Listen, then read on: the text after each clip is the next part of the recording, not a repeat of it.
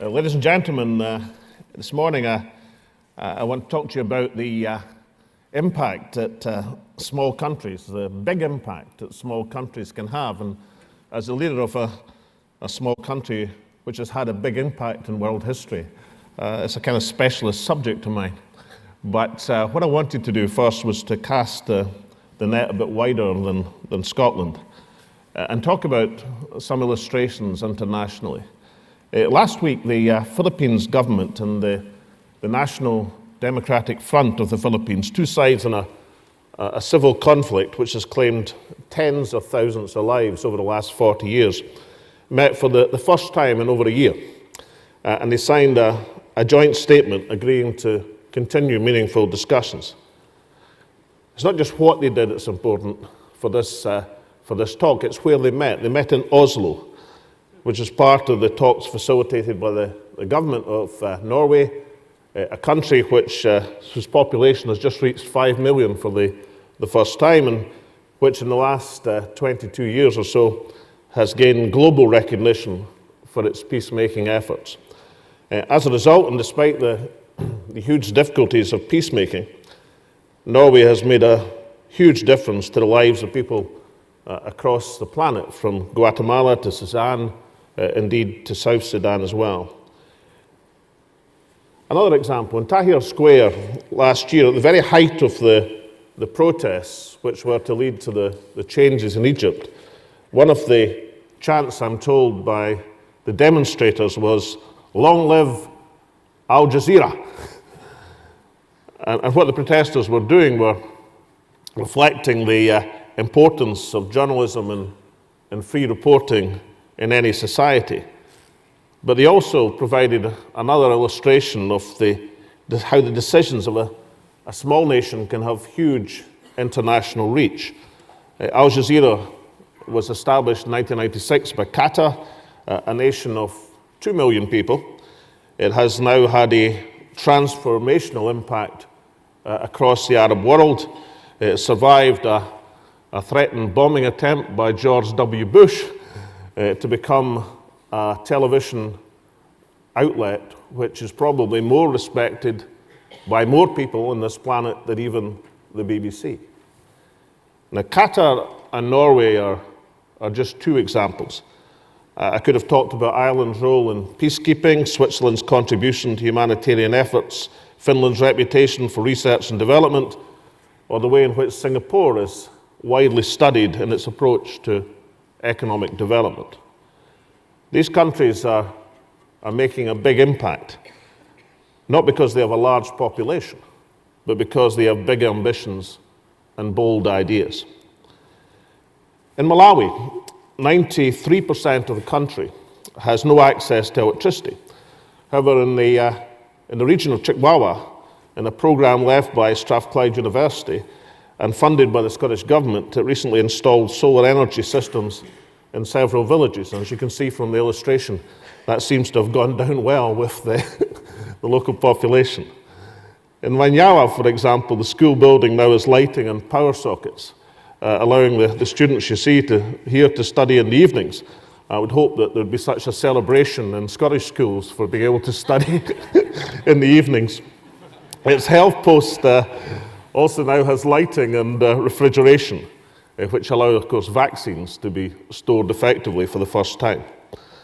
Now, this development I wouldn't claim as important as the Arab Spring or the peace accords which have been facilitated by Norway, but nonetheless, for these kids in that area of Malawi, it's particularly important. But the impact on the lives of young people in Manyawa and the 49 other villages in Malawi is hugely significant. And the Scottish Government is working with the Government of Malawi to help extend electricity provision now across the entire country. That work, I would say and submit, is evidence of our ambition to act as a good global citizen. And it shows just one of the many ways in which Scotland can perhaps help tackle the biggest question facing humanity today, and that's the question of climate change. Now, I would argue, as First Minister of Scotland, you might expect me to, but nonetheless, I would argue and submit that Scotland, for much of its history, has exerted a disproportionate effect on the world.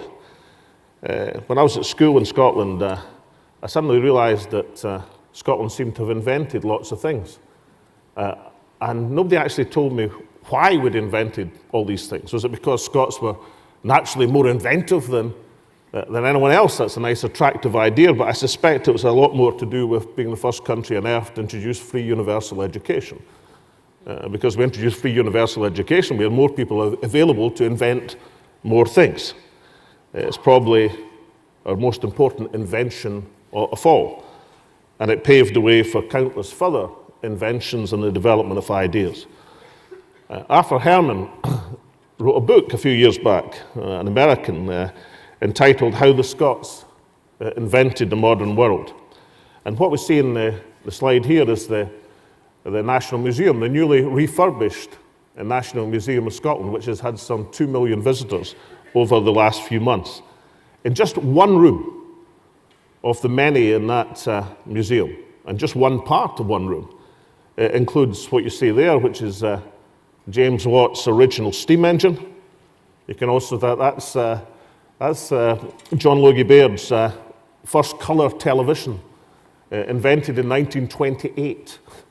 It took a few years before it was generally available, but he developed it in 1928. The next slide is, that's the Nobel Prize for Alexander Fleming for the discovery of penicillin and antibiotics. And this one, that's Dolly the sheep. So what I'd submit is that passion for innovation, which you see so well demonstrated, and please take the opportunity to visit our wonderful National Museum if you can. That tradition of innovation is still apparent today, and nowhere is it more apparent than in the field of renewable energy.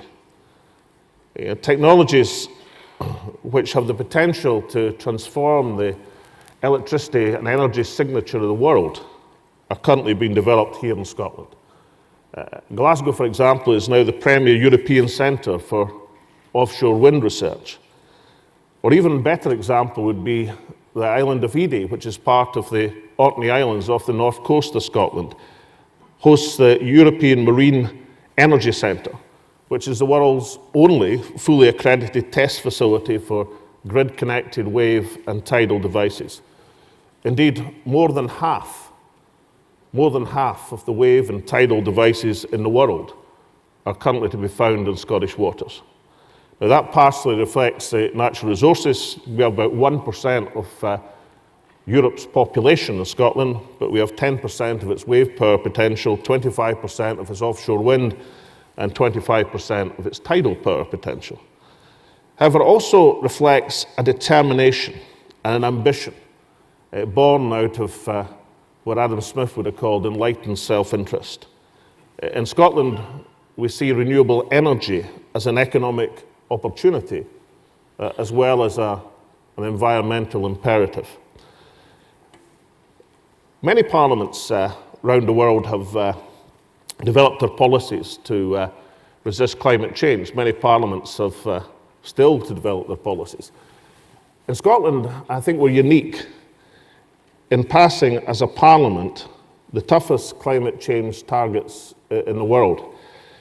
That doesn't make us unique in itself. What's unique about it is we passed it unanimously in the Scottish Parliament, which shows not just a determination of leadership, but also a balance of opinion, which suggests that across the political spectrum, Scotland wants to lead the way in this. We committed ourselves to a greenhouse gas reduction of 42% by 2020 and 80% by 2050. In the Saltire Prize, it's a £10 million innovation prize. We run it in partnership with National Geographic, the world's largest educational charity. And that prize, which is designed like innovation prizes to do, is to compress the acceleration of development to commerciality of wave and tidal power. It's already attracted 170 expressions of interest from around the world. Recently, we became the first government in the world to establish a climate justice fund. Climate justice, of course, is the idea which is that nations which have benefited from industrialization, which led the industrialization process, should help less developed countries to adapt to the the consequences of climate change.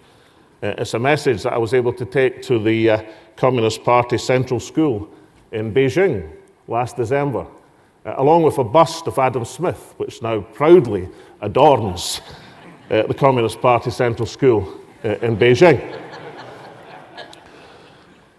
Scotland's fund, that climate change fund, will initially focus on water projects to assist communities affected by climate change in Malawi, Rwanda, Tanzania, and Zambia.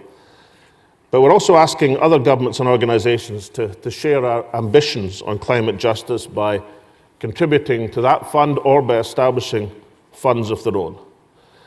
Now, what I would submit to you is that work on climate change and climate justice is an example of the fact that in the modern world, nations can exercise influence for the scale of their ambition and not the size of their armies or populations or territories. And if you specialize, as we are doing, in areas where you have a natural or comparative advantage, you grasp the opportunities quickly, countries with small populations can have a particularly significant impact. You're better placed to do that than ever before. During the first half of the last century, smaller nations faced two major disadvantages within a global system. One was guaranteeing security, the other was gaining access to markets. However, over time, global markets have opened up to countries large and small, and the threats, by and large, to international security don't come from territorial acquisition, but from international terrorism or network-based crime. In this environment, in the new environment, in this age, the disadvantages of smaller nations have effectively disappeared, and they can now exercise their natural economic strengths, flexibility, speed of decision-making, the ability to clearly define national interests in pursuit of a clear economic strategy. This slide is the United Nations Human Development Index. It lists the top 20 nations, and the Human Development Index ranges across a wide range of beneficial impacts on humankind. And that's the top 20. The one on the far right of the slide is the UK. It's number 28. I kind of slipped it in there to give an illustration. But what if we see the next slide? That's the small countries in the Human Development Index. 11 out of the top 20 nations in the UN Human Development Index are countries of less than 10 million people. Finland, Sweden, Switzerland, Norway, for example, have all recovered better from the Western recession than most of the European continent. And what it illustrates is an evident truth that in the modern world, nations, of course, are all independent and interdependent. This much we know. But it's also true that when the United Nations was founded, it had 51 member countries. Now there are almost 200. In 1990, Europe had 35 countries, now it has 50. Of the 27 countries currently in the European Union, 6 of them didn't exist as independent states before 1990. So where do we summarize this? We summarize it as this. Scotland as a nation has had a big impact and contribution to the world in the past. I believe it has a huge amount to offer the world in the future. I believe we can make our biggest contribution as an independent nation, taking our own place in the world stage. But it also means that our internationalism is the driving force of that nationalism. Because as the states across this planet are already showing, the size of a nation matters much less than the scale of its ambition, the strength of its ideas, and of a vision for a better future. Thank you very much.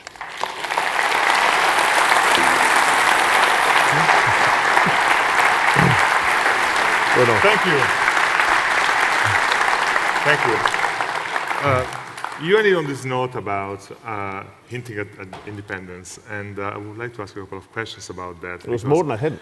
It was more than a hint, absolutely. It's actually the founding reason of your party. We have people from 72 countries here, so most of them are not insiders in the London-Edinburgh debate.